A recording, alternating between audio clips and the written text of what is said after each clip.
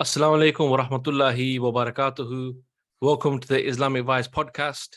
I'm your host Majid, and today my co-hosts are Brother Rash and Brother JK. Assalamu alaikum, brothers. How are you doing? Wa alaikum assalam wa rahmatullahi wa barakatuh. Alhamdulillah, good. How's things with you? Yeah, not bad, man. Not bad. Loads of things happening. It's been a while since we've recorded two podcasts in a row, in the sense like in 2 weeks back to back. Obviously there's loads to talk about, but yeah, inshallah, we'll get into that stuff. But generally, how you guys keeping? You guys well? Yes, good. Alhamdulillah, not bad. Rash, yourself? Yeah, you know me, isn't it? Yeah, always busy. So yeah, alhamdulillah, fine. Yeah, I suggested the topic to you tonight today, but yeah, so it's something that I've been speaking to a few brothers about. So I thought, yeah, let's have a chat about it, really. Yeah, sure, man. So I mean, on that note, I think it's worth getting into the actual topic itself. And I came across a video, and I want to start off on this point. And there was a guy being interviewed on the streets, and he was asked about role models. Who are his role models, or who is his role model? And as a Muslim, he said, as a Muslim, obviously our role model is Prophet Muhammad sallallahu alaihi wasallam. Awesome. And then he went on to say, in the current times, it's, and he even said, look, it might be controversial. He said Andrew Tate. Now, this answer was, it's an odd one. And obviously, we can speak about this. But this Andrew Tate fella, is someone who has caught a lot of attention on social media anyway. So for those people who don't know, he was I think 4 times ex-kickboxing world champion, and now he's sort of like blown up on the internet. Now, I think, to be honest with you, one of the reasons why, on the clip, the guy doesn't qualify why Andrew Tate is his role model. It could be because of the financial, wise he shows himself as being someone who's really successful. But one thing that we have noticed, and I think is worth speaking about, is the fact that a lot of Muslims are probably looking towards Andrew Tate because he's someone who has said things in the past which have, shown a good light on Islam, one could argue. And maybe that's the reason why people are, kind of looking to him as inspiration, as a role model. So in the past, when he's talked about Islam, he's said that Islam is the last religion, and with it being the last religion, it must be the right religion. And he's spoken about how Islam fixes all problems, and also mainly he speaks about family life and in regards to the role of the woman. And his view is that Islam actually has the right balance on what a family should look like, the hierarchy and whatnot. So inshallah, we'll get into this discussion. I'm sure there's loads to talk about. But Rash, inshallah, over to you first of all. I mean, what do you make of this? Yeah, so first I just want to explain why I suggested the topic, because someone might think that, why do you want to give kind of more exposure to something? Because you said some of the positive things, certainly, but there's lots of negative things. This is a character who demeans women. He, swears all of the time, especially like the example you gave, to give the Prophet sallallahu alaihi wasallam in the same breath, to mention the Prophet sallallahu alaihi wasallam and then someone of this type of character. As much as we're going to discuss some of the things he said and how there are positive elements to them, to even be doing a podcast on someone like this, someone might go, oh, come on, guys, it's an Islamic podcast. Why are you talking about this person? But what I think is it's important to speak about these things because these are the type of things that are affecting our youth. These are we live in this generation. It's easy for someone or an imam or someone in the mosque to go, look, no, we need to speak about X, Y, and Z topic, and then completely forget about the fact that the children are on TikTok, and this guy's had 11 billion views on TikTok without even having a TikTok account. People go, how is that possible? Because his content has become so prevalent that the Western powers themselves are trying to block him down, which is why his Facebook and his Instagram page have been blocked in recent days. So I think it's important because these are things that affect our youth.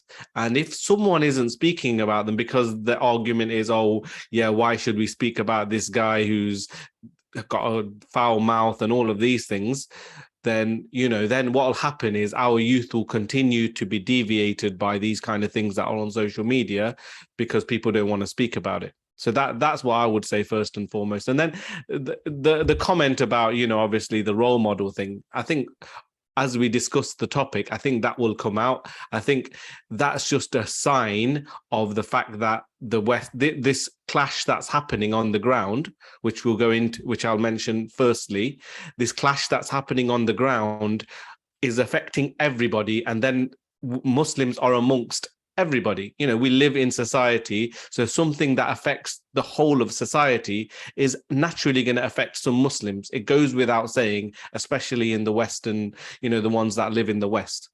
So, and this clash that I'm referring to, and then I'll pass it back to you guys to add a bit more to it, is that there's a clash within Western civilization now, whereby because of the rise of feminism, because of the rise of, the woman being equal to male, and actually women wanting more rights or asking for the same rights, but in fact becoming the more dominant in society, there is a natural reaction of Western, and put aside Muslims, there's a natural reaction of Western men having their, natural tendencies of dominating being suppressed.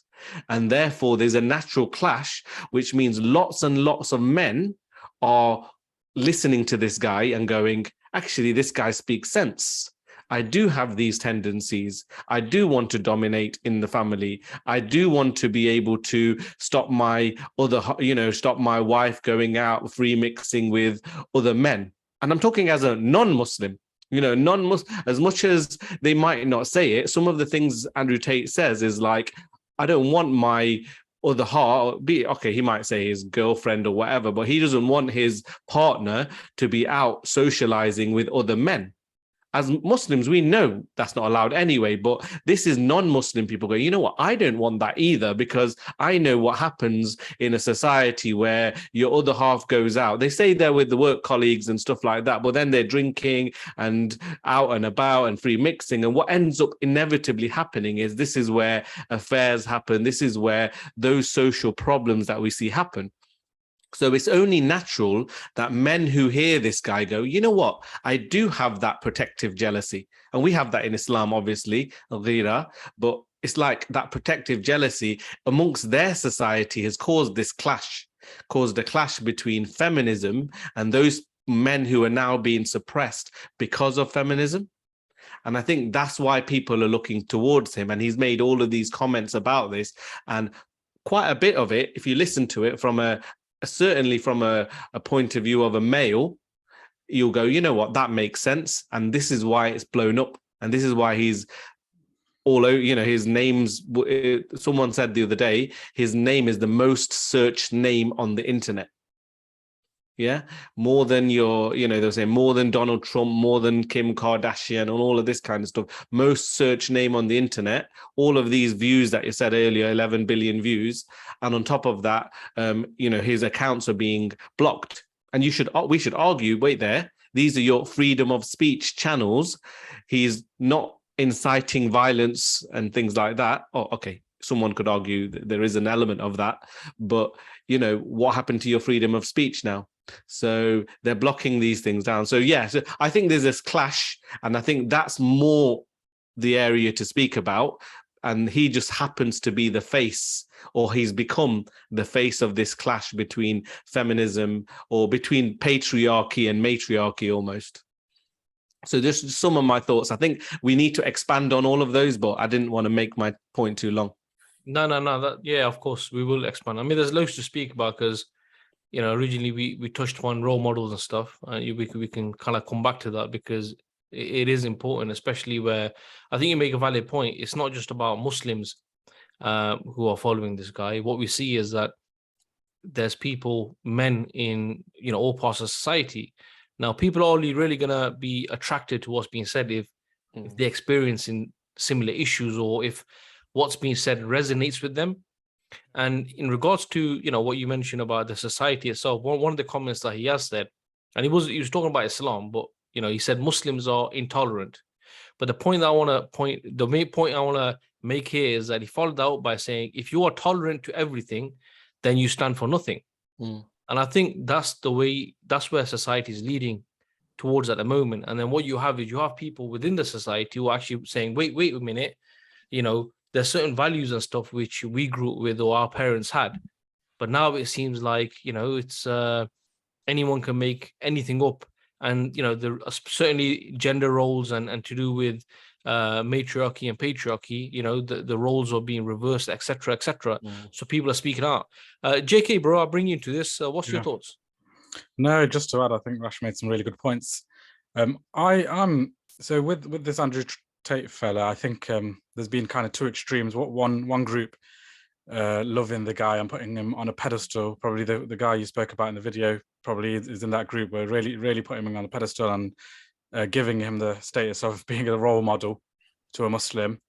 That's one extreme, and then the other extreme is really just rejecting this Andrew Tate fella altogether and warning against him and saying that we shouldn't listen to anything he has to say. I think I don't sit on any of those extremes, to be fair. I think Andrew Tate, he's not a Muslim, and he's not a voice for Muslims either. He's not, he shouldn't be someone we give authority to, nor should we put him on that pedestal, because he's not a Muslim, and his views, as Rash mentioned, doesn't come from a criteria. Like, it doesn't come from Islam. It just comes from a natural inclination.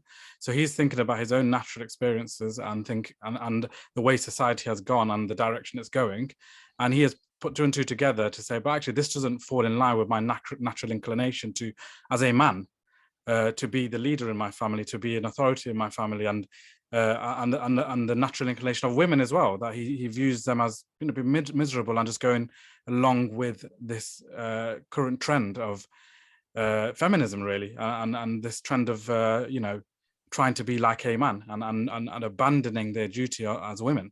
So he's talking at it from a natural, logical experience, really, rather than any criteria. So on that basis, which is fine, because Islam does agree with nature, right? So there's no doubt there's going to be things that align with Islam. However, on the same basis, we shouldn't take him as an authority or a voice for Muslims, because he's not. And we don't come to Islamic rules on that basis anyway. Our thought process is that Allah subhanahu wa ta'ala has set a criteria for us in the Quran and the Sunnah, and halal and haram has been set for us, and we go by that, not by our logic. Whether that agrees with our logic and agrees with our nature, that's obviously the case, because Islam is the truth and the only truth. So I don't go on that extreme in terms of putting him on a pedestal and making him a role model and an authority. Likewise, I don't think we can just reject everything he says either, because actually some of the things he said are very thought-provoking, and we should also recognize that influencers have as the name suggests, have a massive influence in society right now. It's not the same as it used to be 20 years ago, where you only had like celebrities that were on TV that would influence the masses, and you had that controlled by the mass media. Now it's very different with social media. We know that people look, especially the youth, they look for alternative mediums. How many youth really watch normal TV? I don't watch normal TV, to be honest. Most of it is social media or streaming and things like that. But that's the point. We should recognize that it's easy just to be like, oh, forget about this guy. But actually, if he's having an influence on millions with some of the thoughts he's saying, it's worth listening to and exploring what is he saying and why are Muslims being attracted to some of this. And some of the stuff he's said, what's refreshing about it is it's quite blunt. He's just speaking his own truth, right? And we lack that in the Muslim community, right? So we have speakers and scholars who don't speak in the same way. Actually, they're kind of just, I'm not talking about everyone, but en masse, you have speakers that just are not really resonating with the youth because they don't speak frankly. They just peddle a certain line. So I think that's why Andrew Tate is just, one person. He has gained some sort of recognition amongst Muslims, but not only him, there are Muslims that speak like him as well. Actually, there are a few, the likes of Daniel Hakikachi. I know we've spoken to him. You guys have spoken to him before as well. He's quite refreshing, and the bluntness of his approach against feminism and Islamic feminism, if you want to call it, is quite refreshing as well. So there's no doubt there's going to be some sort of attraction to this stuff. Like I said, that doesn't mean we put him on a pedestal, but we shouldn't just kind of ignore him either. There's some things that do align with Islam that we should look at and think, actually, it's really, really good points that a non-Muslim is making, and that he's not, I saw a post on Facebook about some people, I don't know where this came from, to be honest, but the post on Facebook was talking about is Andrew Tate the modern day Najashi? Obviously not, right? It's not that level. He's not doing it for Islam. He's not supporting Muslims. He's just speaking the truth, and he can recognize that there are some things that align with Islam and Muslims in terms of that point you made about intolerance, the fact that we have a red line, we do have rules, we haven't just given up to everything that society has told us and swayed with it. We've stuck to our morals and stuck to our kind of principles, which is he praises.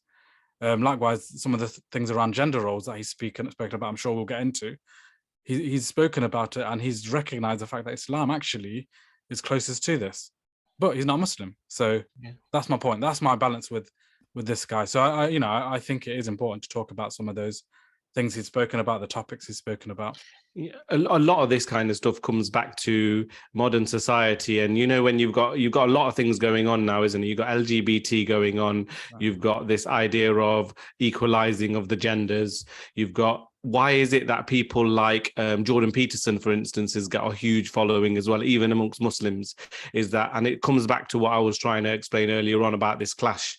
What's happening is, in society, as they're now trying to push this kind of very liberal way of thinking, very liberal, everybody's equal, you can be whatever you want to be, a man can be a woman, and blah blah blah, all of this craziness, then naturally those people who have those innate tendencies are bound to feel conflicted. There's going to be people who can't speak out and say this because they're, even especially, say for instance in your workplace or even wherever, it's got to that point where you can't oppose some of these ideas because then you're seen as the one on the fringes. All of a sudden you have to be accepting of these liberal ideas. So that's a key reason why some of these characters are suddenly becoming a lot more, prominent. What I would say though is, this is where the danger is that if someone is quite a knowledgeable, and again, we wouldn't class ourselves, we won't class ourselves as scholars or imams or anybody we're just normal Muslims who take an interest in learning more about Islam at the end of the day. But what happens is, if someone isn't quite clued up on what Islam is properly and doesn't go to the right places for the knowledge that they gain, it's quite easy to be influenced. Even if you're a good practicing Muslim, someone like this, some of the things he said, what happens is you listen to some bits, and then some of the corruption that comes with it can easily affect you. And that's what's happened, isn't it, with some of the youth who, as Muslims, this guy, every third, fourth word he's swearing, it's like you become deaf to that, but you're listening to the other stuff, because actually some of the other stuff he's saying is actually good, because he's saying some of the stuff, like you said, JK, that other people aren't brave enough to say. But that's where someone who's a bit more clued up will listen and go, okay, that bit he said there is correct, and yeah, I understand why he's saying that, but actually all of these other things he said is completely wrong. When he talks about man needing multiple partners and things like that, he does say it in quite a misogynistic way. He does say that we've got all, we should be able to have as many affairs and be with as many women as we like. But from an Islamic point of view, we don't say it just for those reasons. We say it because it's man's nature, that Allah subhanahu wa ta'ala recognizes man's nature versus woman's nature. He has defined a system for us. He's defined a way that you can, marry more than once or be with more than one person. He's defined those systems. Whereas what some of the things that Andrew Tate is saying is said in quite a misogynistic way. It's a way of a very kind of like, okay, look, men are just like this, so they're just going to want to sleep around. Yeah. And we know that's completely against Islam. Exactly. So, and that stuff's dangerous, because what's happened is some of the youth have then started to go, yeah, that's my nature, I want to do that. And therefore they start seeing him as a role model. But yeah, go on. That's the key difference, I think. That's the point I was trying to make, that you just articulated quite well. That it's not the reason we shouldn't take him as voice for Islam or Muslims, is that our whole criteria comes from a different place. Actually, his is actually coming from a natural desire, actually, because he recognizes the fact that men do have more, sexual drive than women. You could argue, or not argue, it's true, right? Generally. And also the fact that men have a leadership role as well. So actually they can take responsibility of more than one wife, for example. There's lots of reasons, right? Which Islam also recognizes. But the difference is Islam has rules, right? 4 is the max, actually. And in terms of doing that as well, there's certain rights you have to achieve. Even the same with the way Islam views women. It's not a case of women just becoming, remain in the home, objects, or remain in the home, or this kind of, even some Muslims have taken this view of really going to that extreme of just like leaving the woman in the home. She has no say in society or say in politics, or no, she does. Those obligations are on women as much as men. It's just that Islam recognizes the different role, the gender roles as well as duties. But that's the key difference between what Tate says is very much like free for all, whereas Islam has controlled it and said, no, actually, yes, there's natural inclinations, but this is the way you satisfy it. Yes, if marriage is the way you fulfill some of your needs, it doesn't mean you can sleep around. Islam is totally against some of the things that this guy promotes. So I agree, we have to be careful. It's okay to discuss it, because one of the positives that come out of this is that it creates debate. And we need debate. We need people challenging liberalism and feminism. And that is really important, actually. We shouldn't just go along with what's being said and allow it to affect our minds and our children's minds. That's happening in school. We know it's happening in schools with this SRE program and all of that. We shouldn't allow it just to happen. We should challenge it. And it's really refreshing to see that. But you're right, we should also be recognize the dangers involved. The example you used of Jordan Peterson is a really good one.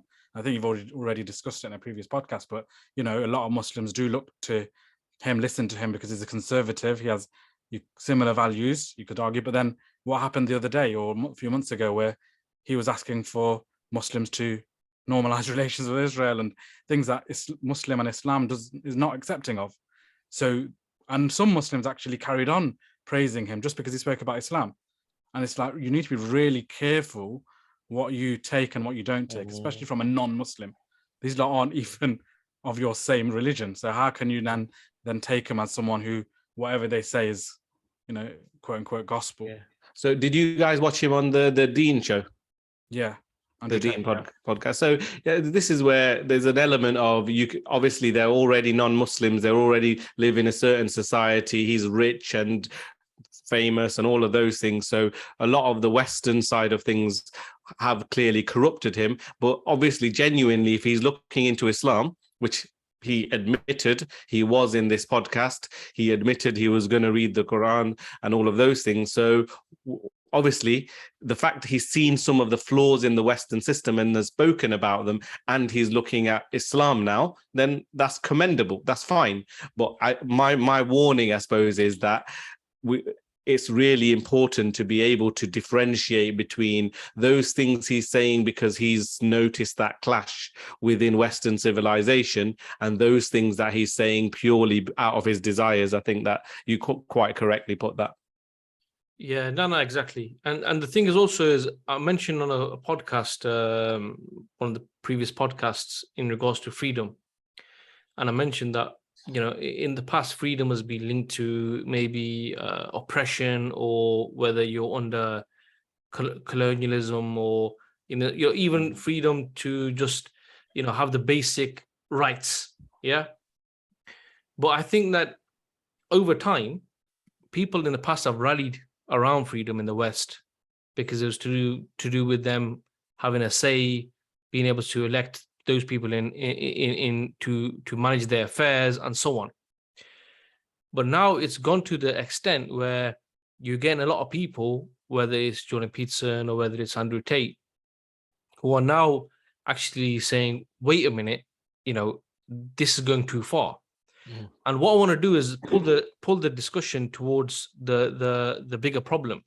Because we talk about feminism, we talk about liberalism, right? And feminism is the big one, because a lot of people are going on about it. A lot of these guys, whether it's Jordan Peterson or Andrew Tate, and even a lot of Muslim da'i, guys who got influence on YouTube, they're speaking about feminism. But what we need to do is also think about, well, the root issue here is to do with secularism. So secularism, when you now separate the creator from your life, from how you live your life, how your life is managed, then what we're seeing today, right, is a natural outcome. It may take centuries for stuff like this to be introduced, and a lot of that's to do with the fact that in the past you had a big influence of Christian values, but we see that's eroded over time, right? Actually, Andrew Tate, he blasts the Christians, right? But we see saying, look, in your book is saying, you can't do this, but you are doing it, in the sense like, when he's comparing it to Muslims. But the point I'm making is the fact that, whether it's Andrew Tate or whoever it is, yeah, they may see this clash like Rash you're talking about, and they might think that actually, this is the way to speak about it, or this is what we can put forward as a solution. But the reality is, it's still from their desires, right? So if he thinks actually, now the society is pushing towards women being the ones that dominate, right, and the men are subdued, okay, so what should we do? Actually, let me promote the fact that men should be having all sorts of affairs, and men should be saying to the, comparing women to dogs, by saying like, the same way if you look after a dog and you tell it to do something, it should follow your command in that respect, right? So it's quite demeaning, right? So the issue here is kufr, because when we're talking about Islam, and he did touch upon it and obviously he's not a Muslim, right? But he talked about how Islam has solutions to fix problems. He even described Islam as an ideology, right? But what we're seeing is that because Islam is from the creator, and as Rashi touched upon earlier, Allah subhanahu wa ta'ala has created the human beings, right? So he knows their needs, their desires, and hence why he has put forward a system for how man should manage their affairs, how man should manage these desires and these needs that they have, okay, in society, whether it's to do with, it could even be personal issues or societal issues. However, what we're seeing, this clash that you're talking about, and I think it's a really good point, Rash, about this clash, because it's inevitable, because it's getting so ridiculous. It's getting so ridiculous that people who don't even believe in Islam, they're not Muslims, even for them, it's getting too much. And the only reason why probably we only see, Andrew Tate or Jordan Peterson or a few other people, and not, a massive voice, is really to do with the fact that people are being subdued by public opinion. Exactly. If you are to speak out against this, then you're like intolerant, you're extremist, you're backward. Exactly. But people are feeling this clash. What are you saying, Rash? Yeah, so I think this is the key point, and this is why it's not so much about this particular person as it is about this fundamental change, that shift is happening. So look, if you look back historically, especially if you consider that much of the world previously, there were other religions and there were people who dominated, much of human history was patriarchal. You had men who dominated, you had even under all the other religions, even under Islam is patriarchal. You have the man who is the person who leads the family. You have the man who is the Khalifa who leads the Muslim nation. Human beings, Allah created us to have a patriarchal way of living. Yeah, that doesn't make women insignificant. It means that men have the certain role and women have a certain role. So much of history, what you had patriarchy. Yeah. So then what's happening now is, and this is what's interesting, and it fits in with, things that are happening in America with racism and stuff. There will be some people who try to propagate evolution. They will try to say that, look, evolution makes people better over time. And look, the systems we have today, as man has evolved, as societies have evolved, we get better. But actually, proof is in the pudding, isn't it? Proof is that what's happened over time, look, racism hasn't gone. Yeah, racism, in fact, is growing again. Clashes between different nationalities and all of those things haven't gone. That continues.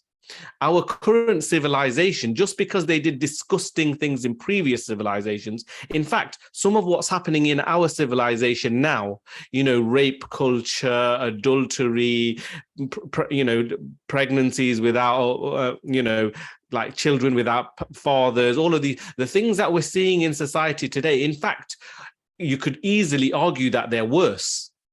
Human civilization is getting worse. So anybody who argues that through evolution, man is getting better at formulating their own system, it's bogus. You can easily disprove that. And the reason why I mentioned that is what you're then happening is, and this is secularism, by the way. That's why, when you say secularism, it's because over time, what man tries to do without a divine system, man goes, I know better, I will change over time. It's like the legal system or the judicial system. What they'll do, they'll tweak their rules because there's certain biases over a period of time. There's reality changes a little bit. We tweak our rules and regulations to fit with the times. But what happens is inevitably you're constantly tweaking because a man with a biased mind is trying to come up with the solution. So what we've now achieved is we've gone from patriarchy and we're pushing to matriarchy, where what's happening is, even though the male is the more dominant species in strength, because of mass society and this whole idea of equalizing the genders, it's actually coming to a point where women are getting a degree of strength now, because even though they might not be the stronger of the gender physically, there's enough of a public opinion around giving women those certain rights. It's actually made them more stronger than the man, in the society. So because of that, there's been this change from matriarchy more towards patriarchy, and then there's a natural clash that occurs from that. There's those people that go, wait there a minute, that this completely goes against my nature, and this is causing, you heard the red pill movement, there's these incels that we've talked about previously, and this is all happening in their societies. And why is it happening? It's spot on what you said, Majid. It's about secularism. It's because man is the one who's constantly trying to go, oh, how do I solve this problem? And I'll do this, which might sound great at the beginning. At the beginning, it was like, oh, women are being demeaned. Women can't inherit. Women can't own land. All of these things. So let's let them. Okay. And what you do is you gradually think you're doing things for the better, but you're still doing it with your limited mind. And because you don't know better than the one who created you, then you inevitably fall something. You might get one thing right, you get 10 things wrong, and inevitably the situation gets worse. So that's exactly what's happening today. That's why we're seeing all of these kind of LGBT movements. We're seeing these feminist movements. But Islam, it came because it knew, Allah subhanahu wa ta'ala knew the nature of a male and the nature of a female. He knew that the man is the one he created to be the leader, to be the one that looks after the family and the society and the state and everything. He knew that women are naturally the nurturers. People have done studies about this now. The other day I was listening to another podcast and someone was saying that they started to do studies with children to see what kind of natural tendencies they had. And they intentionally started giving this little girl trucks to play with or cars to play with instead of dolls, because they were like, okay, we can see a lot of girls naturally warm towards like dolls and kind of what you'd class as toys for girls and toys for boys. But what she naturally started to do was make the bigger truck the mum, and the little trucks the children. What she was doing is just what's innate. And Islam recognizes this and gives roles to the genders. What we're seeing is because of secularism, they're just trying to make it up as they go along, and it's resulting in this. And they can't fight it. Intellectually, they can't fight it. So what do? They ban this guy. And okay, fine, because at the end of the day, they don't like what he's saying, because what he's saying is completely going against their liberal values. And I'll just give one example, and I'll pass back to you guys. Is one good example was to do with the fact that he was highlighting that in the current society, because of capitalism, and even though he didn't say capitalism, I'm adding that, he was saying that what happens is, because people are forced into this debt-ridden society where the man now feels oppressed by the society, such that his woman dominates him at home, his employer dominates him in the workplace, he's stuck in a dead-end 9-to-5 job, he's not out there potentially protecting anybody, he's actually feels like inferior.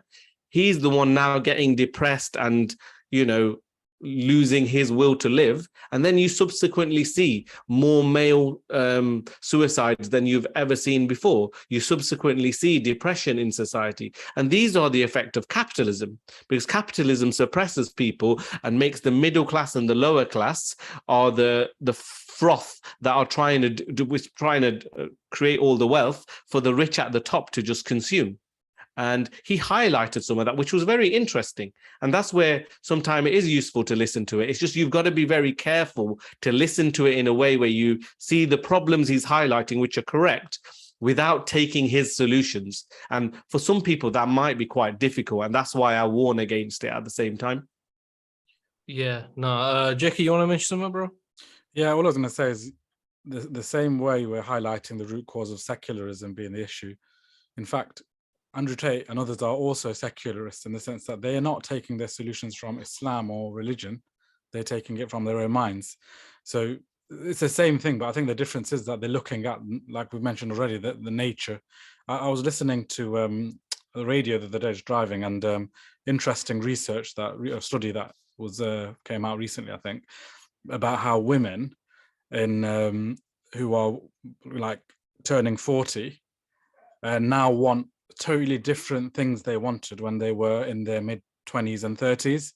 And a key difference was that in their mid-20s and 30s is all about career and success. When I say success in terms of money and wealth and career, and how do I, and this was really shoved down their throats, right? This is what success means. Being someone who stays in the home, who doesn't, this adds no productivity to capitalism. If you think from a capitalistic perspective, your value, both men and women, is your productivity. How much money you can, how much wealth and productivity you can give back to the economy, right? So then a woman's role at home, bringing up her family, has no value because it doesn't give anything back to the economy. In fact, it takes away from the economy because you're not now spending on childminders or nurseries because you're doing it yourself. So actually the woman's role in that has been stripped of any value within a capitalistic ideology. But anyway, this study was mentioning how women, when they were turning into their 40s or having 1 or 2 children, they want totally different things than they wanted when they're the same women, not different women, the same women when they were doing this research. And the difference was that when they were 30s, yeah, it was about career, but now when they're now turning 40 and a bit older, they want to stay at home and look after their family and bring up their children, right? They have this natural inclination to now be mothers and bring up their children. And that all goes back to nature. Like naturally, that's what a woman will want to do. Allah has made that within women, to have this motherly, and there'll be people that have differences, but naturally or more generally, a woman will have a stronger motherly inclination to their children than the man has the fatherly inclination to the children. Actually, the fatherly inclination is about making sure that you can provide, meaning going out to work and bringing home the bread, basically. So this is really interesting, and this is similar to kind of looking at insights that come out of research and others that may not have an Islamic background, but they look at nature itself and kind of natural inclination, which always goes back to the truth, right? And we know Islam is the truth. So I find all of this quite interesting. But the bit I think is a real danger that we need to warn against and need to be really making sure we're educating our children is there's a very deceiving and deceptive agenda around really targeting the Muslim woman as well. And we're finding Muslim feminists, and it's an oxymoron, but we're finding Muslim feminists becoming much more prevalent now than before. And they're talking about, women need their rights, and Muslim women need to have their own independence and all of this. And it's very dangerous. And I think the way we educate our children and our women folk and even our men folk, actually, I say women, all of us, is going back to Islam. The fact that Allah himself has told us that men are the protectors and maintainers of women. Qawwamun. They are the protectors. They're the ones that look after the affairs of women. They have an authority over women. This is what Allah says. And so if you're calling yourself a Muslim, go back to the Quran if you really want answers. Why are we referring to feminism when we know that Allah had given the rights to women? If now men are going against what Allah has said, fine.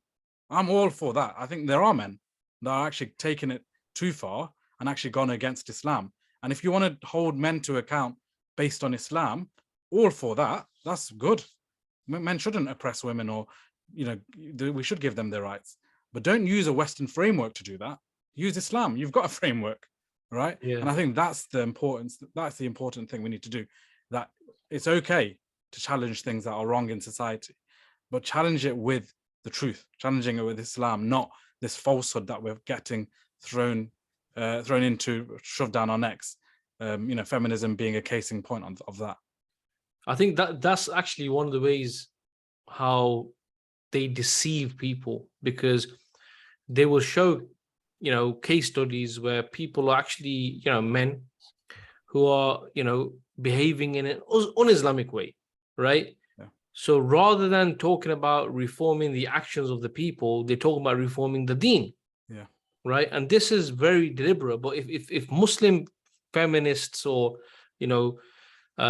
people are inclining towards this, if they had any knowledge of the deen, and if they actually, forget even the knowledge of the deen, if they just had the understanding that Allah subhanahu wa ta'ala is the creator, right? And Allah subhanahu wa ta'ala says in the Quran that when Allah and his messenger decides upon a matter, it's not befitting for a believing man or woman to have a say in this.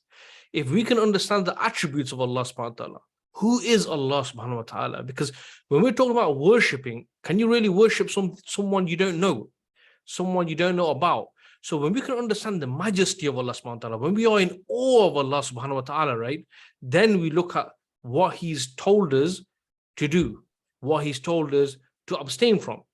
And if we look at this, and that's why I've deliberately not mentioned the fact that if you look at Islam, right, women have inheritancy, they can have a business if they wanted to, they can have wealth, they can study and whatever. Reason why I've not mentioned that is because that's still kind of like you're dangling the carrot even before then. Because even if Islam didn't allow those things, but if our relationship with Allah subhanahu wa ta'ala is that he is the creator, then whatever he's decreed, we take, right? So the relationship that he's organized for man to follow, we would follow without any hesitation. As Allah says, the believers are the ones who say we hear and we obey. But rather, what's happening here is that these people are being influenced by the feminist movement or liberalism and secularism. And what they're doing is, without looking at Islam, they are falling into this trap of, actually, look how the non-Muslim women were treated. And then there was this movement, and look at the freedoms they have now. So the Muslims need to do the same thing. The women need to do the same thing in order to be liberated, and someone could argue that, they are gullible and whatever, it's pure ignorance. And I would even go one step ahead and say it's actually, negligent, malicious even, because they're not speaking in their capacity as individuals. They are speaking in the capacity as a representative of Muslim women. And that's not true. What we're seeing basically is, and it's natural, isn't it, that what we're seeing is the ills of the society that we're living in affecting Muslims. So look, put it this way, there was a time where cultural Islam meant that men would abuse women. Men would demean women, and they would call that Islam because they would go, oh yeah, Islam allows us to be the authority in the family, and that's correct. Actually, Rash, that's just how they saw their parents. Their parents doing it.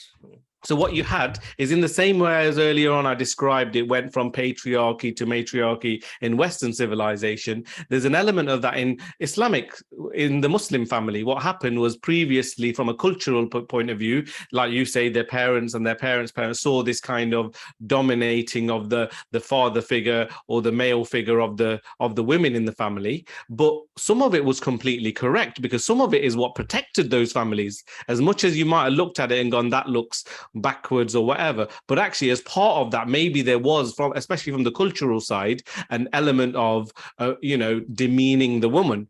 But what's happened is the complete opposites happen now, where you're hearing some absolute horror stories about how women have, ended up, marrying a man, getting, taking all of their wealth, taking their children. And you hear these really awful stories where the woman's completely dominated the man. But so you're seeing both ends of the spectrum, and all of it is a lack of Islam structurally.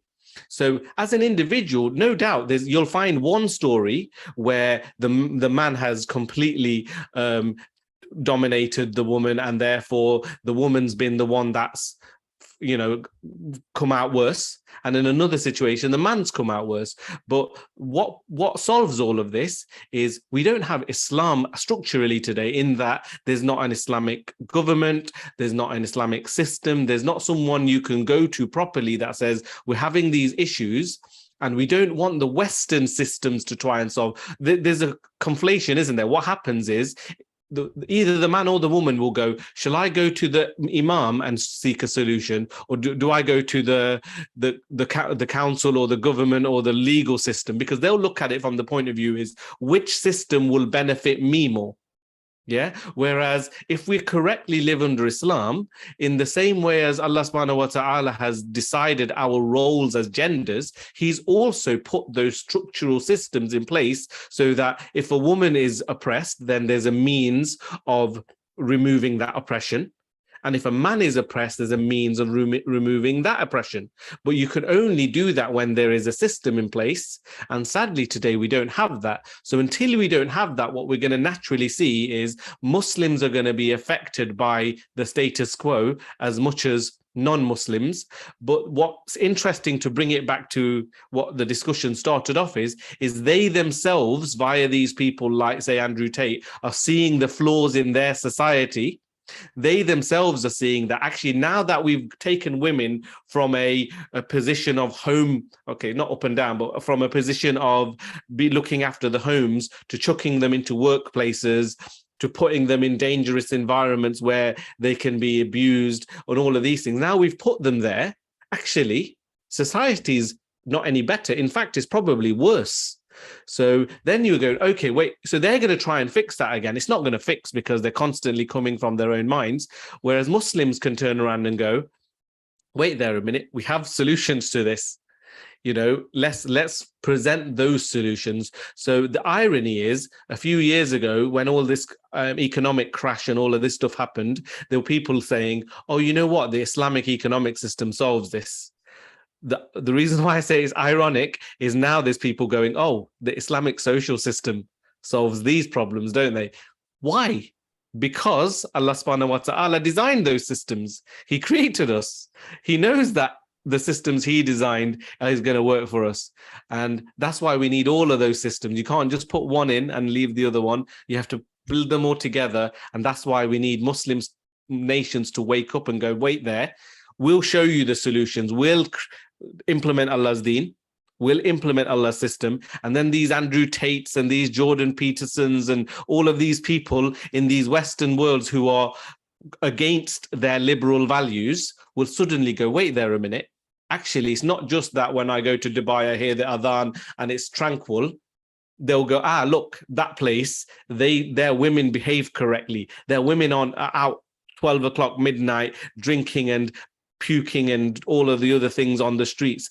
Look at how they live, and then they'll realize that social system is right, that economic system is right. Sad reality is we're not presenting that correctly. So now and again they'll go, oh yeah, Islam has the solutions to this. They're telling us Islam has the solution to it, and as Muslims we're not implementing those solutions that we have ourselves, and that's the sad reality, really.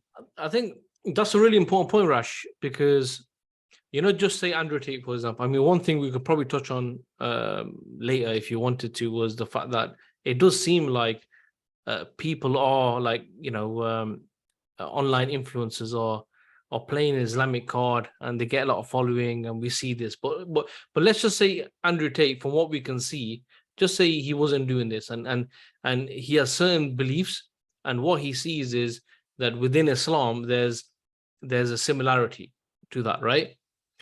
But the point I want to make and add to your point is that, if we were to not stand up, and actually it goes back to a point you made a few podcasts ago, that the more this clash is going to get bigger, right, the Muslims are going to stand out more, right? Because they are going to stick to their guns, in the sense like to their concepts, right? And then they will seem strange, as you mentioned, strangers, right? And it will be apparent. Had Muslims gone down the Christian route, right, then it would be finished. But that's obviously not the case. We have Islam as the haqq, and you have Muslims who are holding on to this. Some are not, unfortunately, right? However, so for this guy, for him to see that this is what Islam says, but this is how Muslims are behaving, to him, it sticks out. So the fact that he's talking about it is because, look, no one else out there is having an opinion on this matter. Everyone is just going with the flow. It's just Muslims and Islam, right? And then on the other flip mode, something that JK mentioned earlier, and that one of the reasons why maybe Muslims are kind of like, attracted by what's being said by people like Andrew Tate, is because the Muslims in their communities of influence, the imams or whoever, they ain't talking about this. In fact, you have some people who are influential people, and we touched upon it on another podcast, they're talking about how you can support LGBT and all this sort of stuff, right? So what they're doing is they're looking who is out there speaking on it from the Muslims. There isn't any, there are not many. Actually, this guy is speaking the truth, right?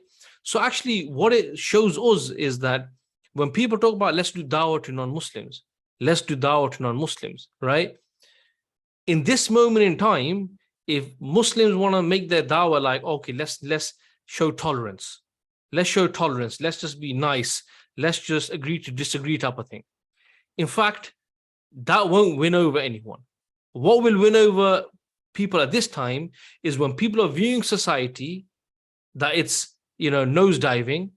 The family is kind of over in the West, right? It's an aging demographic. Back to JK's point about, women are just working the time when they should be, increasing the population in a way, right? Looking after the kids, nurturing them, bringing them up as good people to benefit, to better the world, to better the society, right? They're not doing this, and who is it that's rinsing it? It's the capitalists, the guys at the top, because before you had the men just working, now you got the men and the women, right? And then it's when the guy comes home, he's tired, and the woman comes home, she's tired, maybe they're a bit grumpy, and things don't happen, right?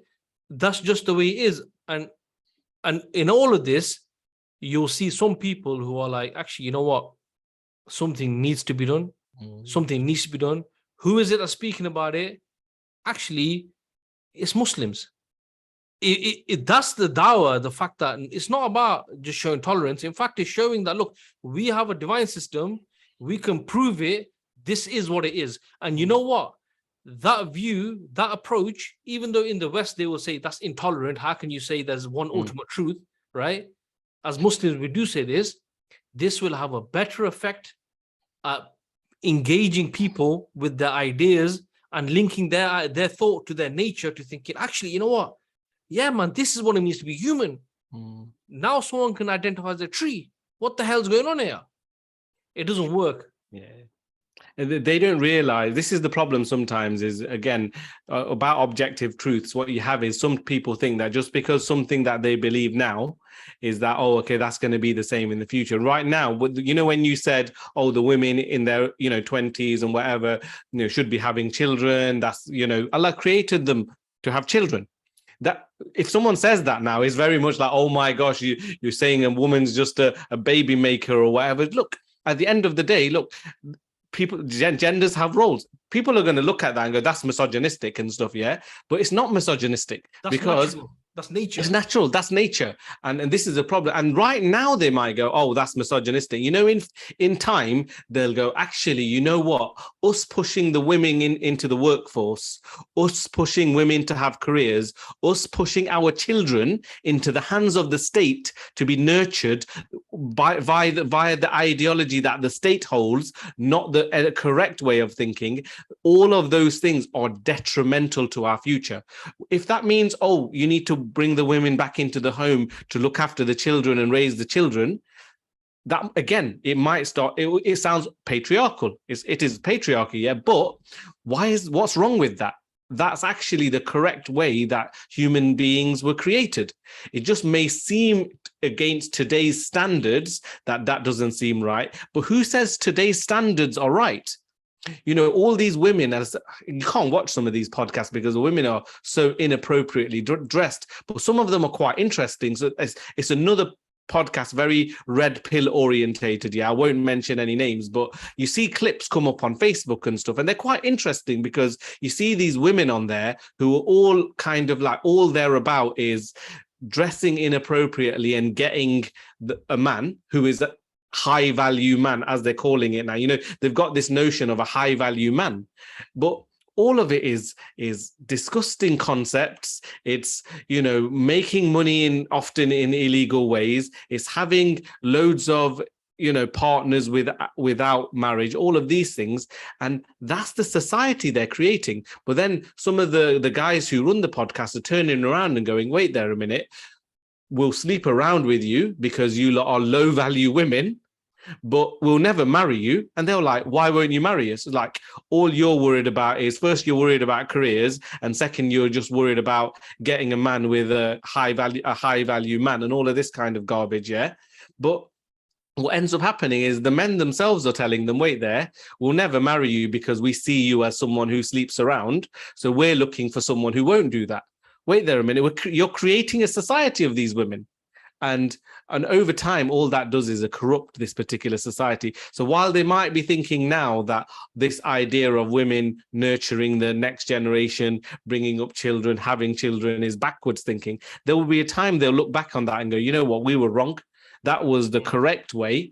And at the time, we just presented that as misogynistic and patriarchal and negative and all of these type of things. And just one last point as well is, this is another reason why these kind of characters, sometimes you got to be careful about when they talk about this high value man and all of these things. We know that men, you can get different type of men. Compare Abu Bakr and Umar.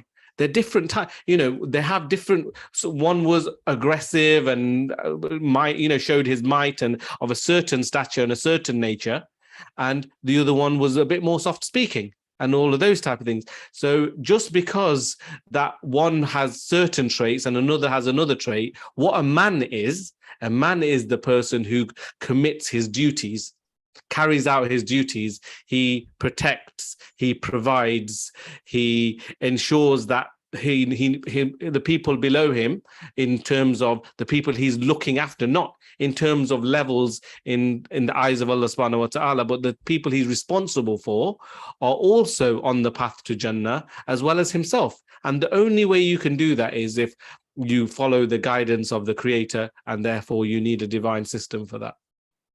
Yeah. No, subhanAllah. JK, I think you was going to make a point, bro. All I was going to say, just a quick one in terms of what Rash was saying about the way Western society has just continually swayed and swayed and swayed towards this kind of destruction. Hopefully, inshallah, it seems that way. They're just really getting themselves twisted in all of this, right?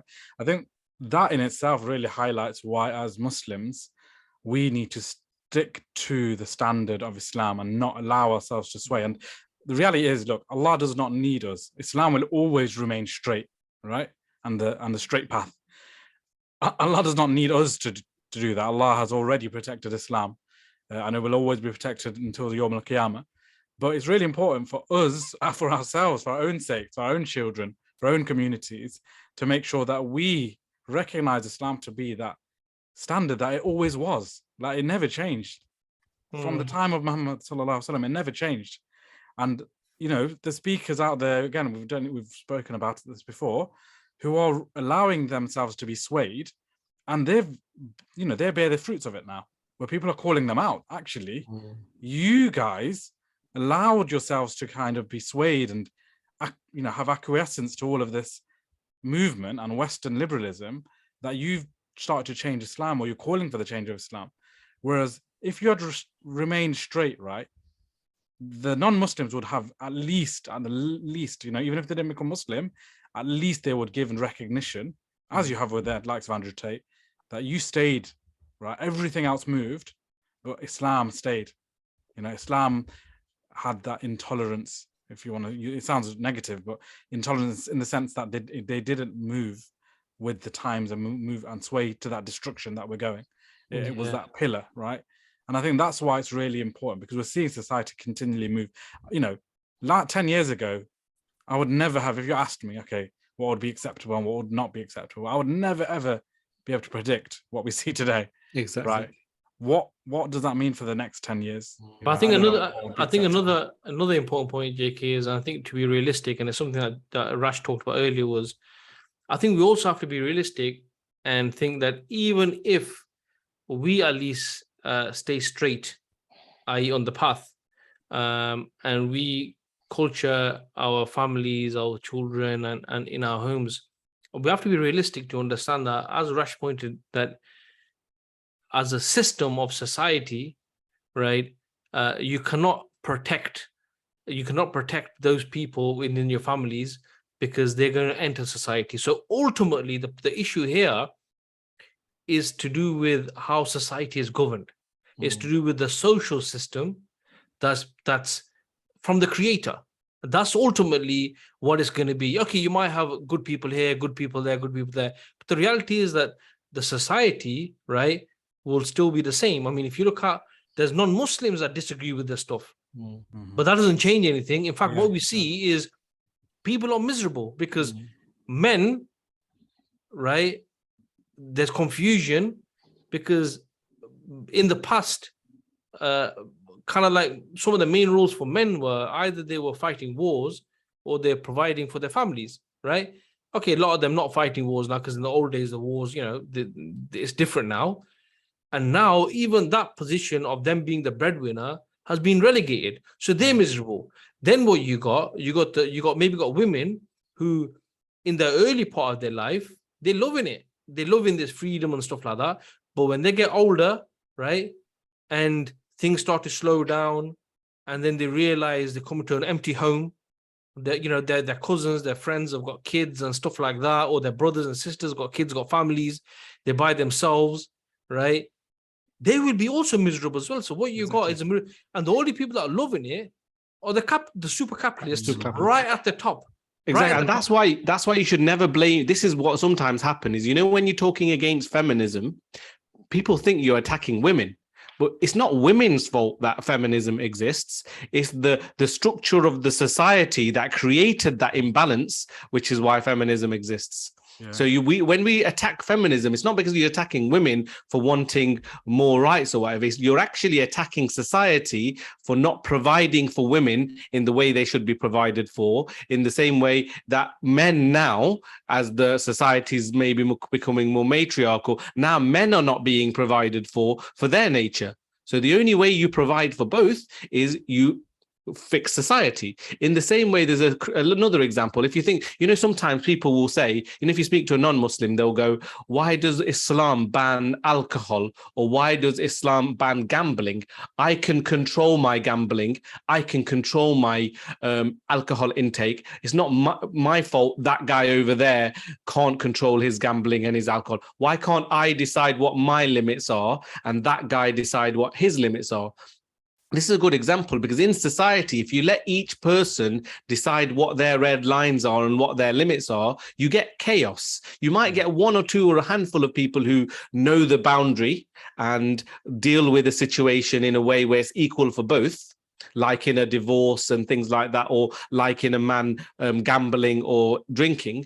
But inevitably what you have is the majority of society goes downwards. So that's why you can't leave people to decide for themselves. You have to put those rules and regulations in place. And every time you listen to some of these like converts, often they will say, you know what, one of the things that drew me to Islam was that Islam is very clear about what you should do and what you shouldn't do. In this crazy world that we live in today, where anything goes, I needed something which is like a barometer, which tells me right and wrong, which tells me black and white. And Islam gave me that. And that's what Islam does societally. It just so happens today we can only really embrace it personally. And yes, that still gives us solutions. But to fix society at a whole, like you're saying as well, Majid, you need to put that structure in. You need to put a whole system in, social system, economic system, judicial system, the lot. Yeah, no, I think that's a really good point, actually, that you both made to add to mine. You're right, that if we live in a society that's dominated by a certain thought process, you're naturally going to be influenced by it. Ourselves, our children, all of us will be influenced by it because we're dominated by it. And, at best, like you said, even those, I think there's a lot of people who, there's a bit of silent dissent, basically. They disagree. But because of society, they can't speak out against it because it's politically incorrect, or they'll be shunned. Because how can you speak? How dare you speak out against some of these liberal values? Who are you? So they won't. At best, they'll stay silent, right? And naturally, generations will be influenced by this thought process, and it'll get worse and worse. So you're absolutely right. The only real change is if that system itself is replaced with a system that is truthful and in line with the natural inclinations of men and women, which we saw with the Messenger sallallahu alaihi wasallam. When in Mecca he did call out the ills of society, the relationships women were having with men, the prostitution and stuff that was going on. He called out the economic crimes that were happening with trade and things like this. He didn't, at that point, couldn't do anything physically because he's being dominated by a system that already existed in Mecca. But when he established his system in Medina, that's when you saw it be implemented, and the whole of society benefit. Even the non-Muslims, they benefited from the justice of Islam. They benefited from the the natural kind of disposition of Islam. Essentially, they all benefited, and they are influenced by that. And that's why it was only after the system was implemented, you had many thousands embrace Islam because they saw it as a system. They saw it as an example. It wasn't just words. So yeah, I think you're absolutely right. That's a key point to make, really. We can do our best, no doubt, that's all we can do. But we have to also recognize the broader solution to not just our own problems and our families' problems, but wider society, because that's what we're required to do as Muslims. We can't just think about our own families. Yeah, so, no, fair point. The world is crying out for Islam, is crying out for the haqq. And if you think about it in the Quran as well, where Allah subhanahu wa ta'ala says that it is He who has sent His messenger Muhammad sallallahu with the deen of truth, so that it prevails, so that it's superior over all other deens. Obviously it's superior because it's the haqq.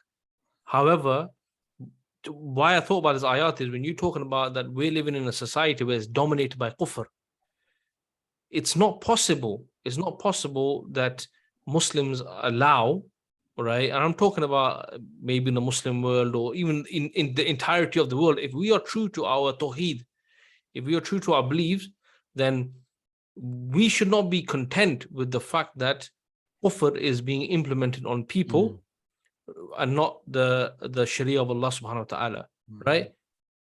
Okay, there's a certain amount you can do, but you can't be content with that. You can't be, content with the status quo.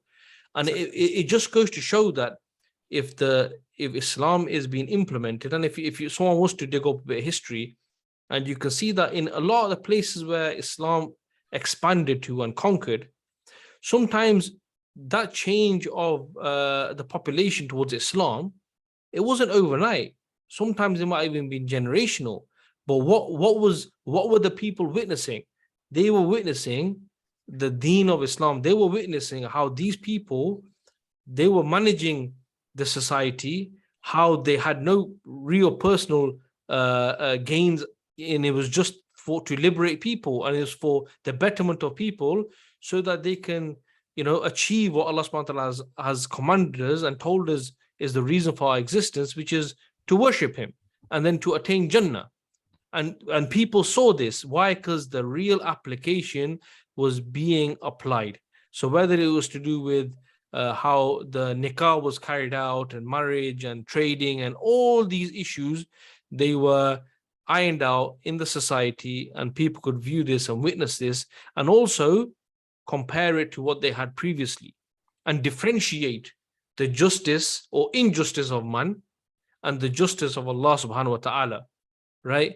But obviously the problem today we have is that that real example is absent. And as Muslims, we should all have this fikr, this worry that when Allah subhanahu, when the Messenger sallallahu alaihi wasallam said that, gave an example of a man and a huge fire, and how all the insects were being attracted to the fire and being burned, and you had this one man who was trying to push them away, and the Prophet ﷺ said, I'm that man.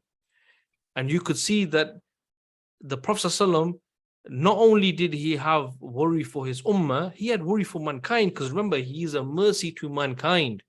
So as Muslims, this worry should also be transferred to us.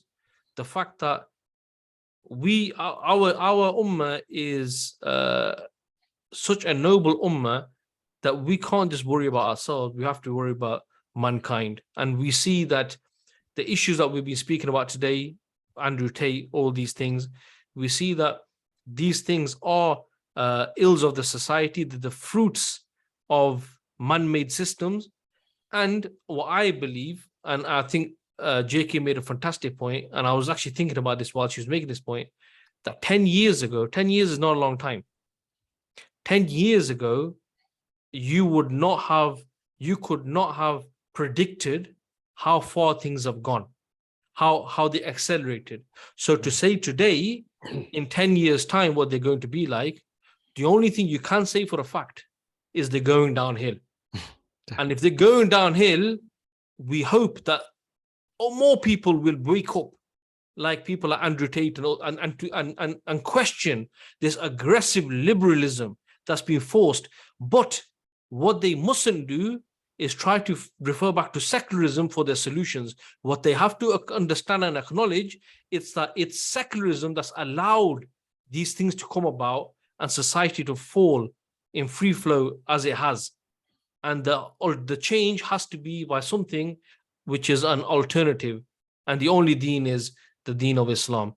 So guys, on that note, inshallah, what I want to do is, there's probably stuff that you guys still on your mind. So, feel free to share that. But what I would do is get your final thoughts on this topic. We discussed loads. And Rash, I'll start off with you, bro. Anything you want to add as your final thoughts?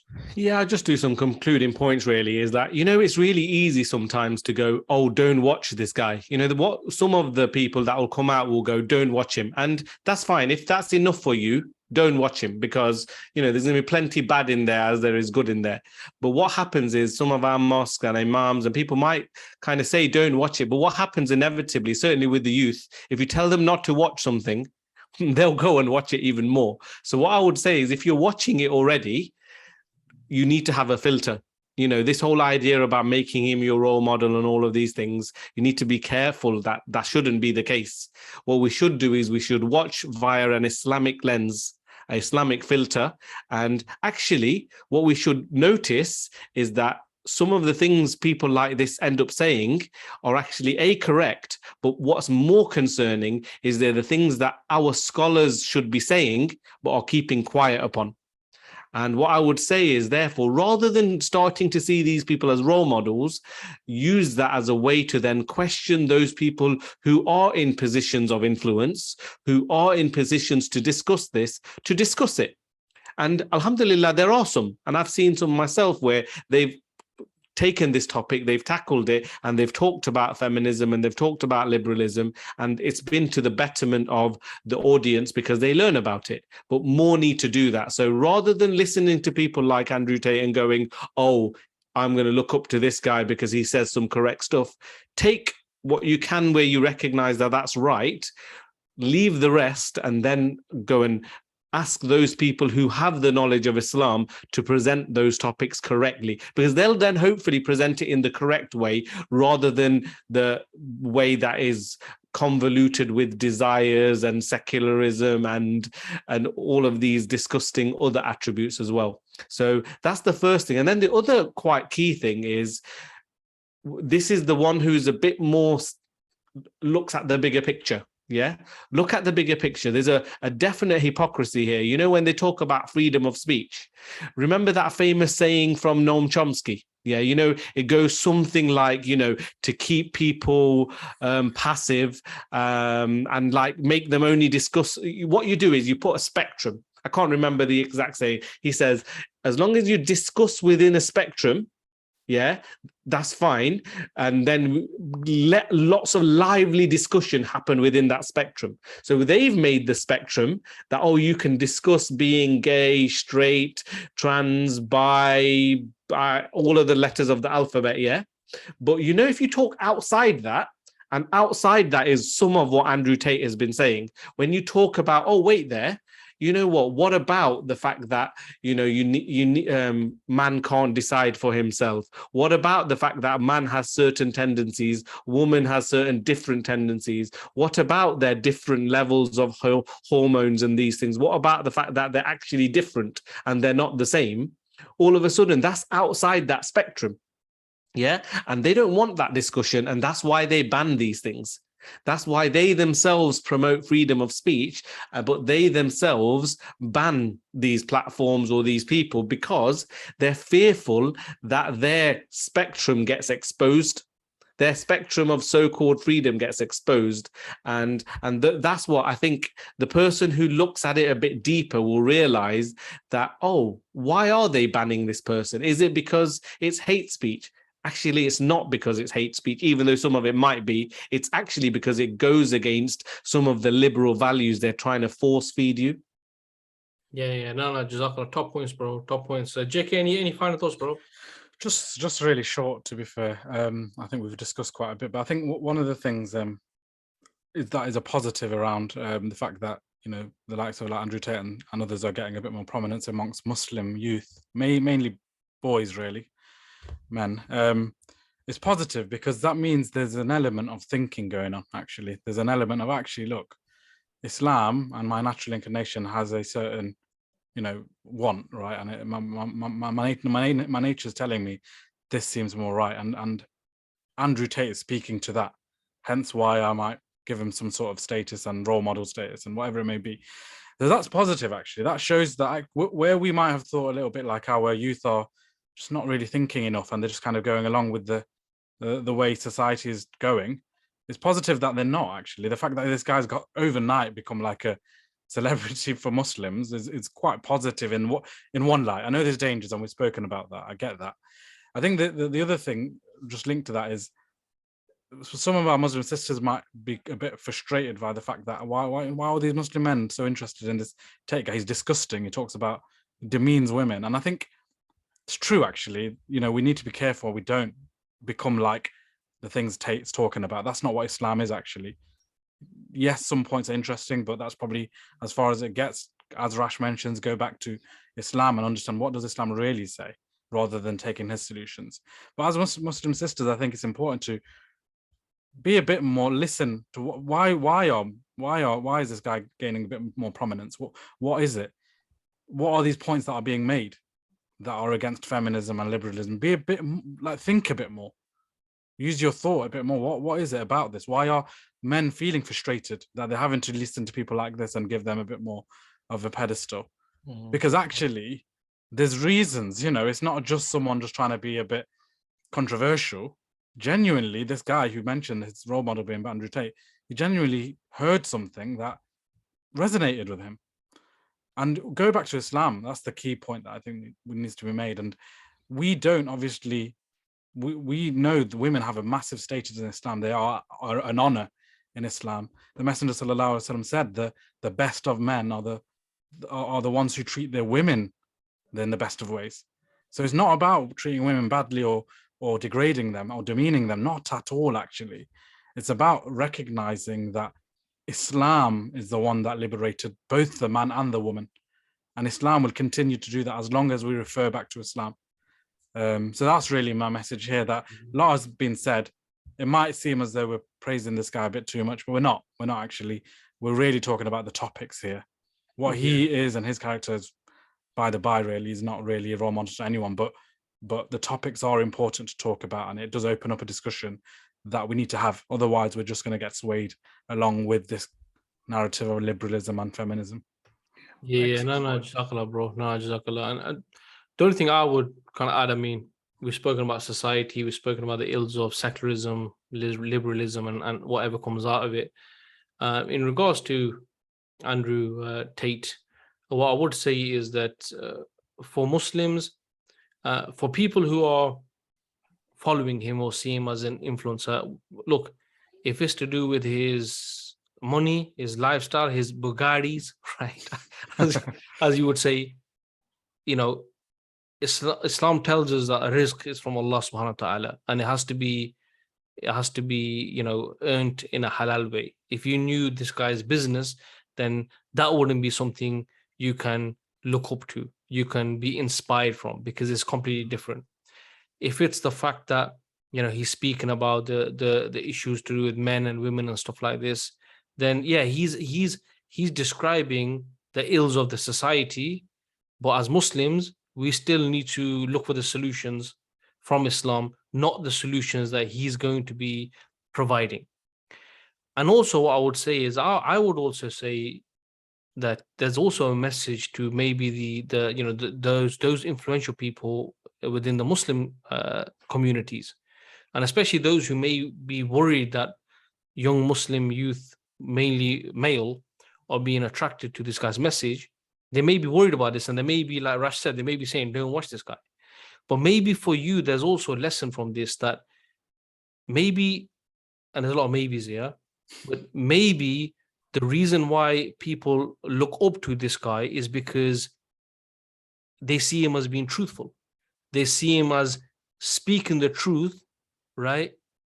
Regardless of the outcome or what's going to happen. He's just speaking the truth. Obviously, whether it's for, social media followers or whatever, that's irrelevant. But they may see this guy as no nonsense speaking the truth. But for them, it could well be that, that's how they see it. So for our local, the influentials in our society, in the Muslims, I think we should look at that as well. And if we're passive, and if we try to be tolerant and this and that, then it's no surprise that the youth are going to look to someone who's a bit more outspoken.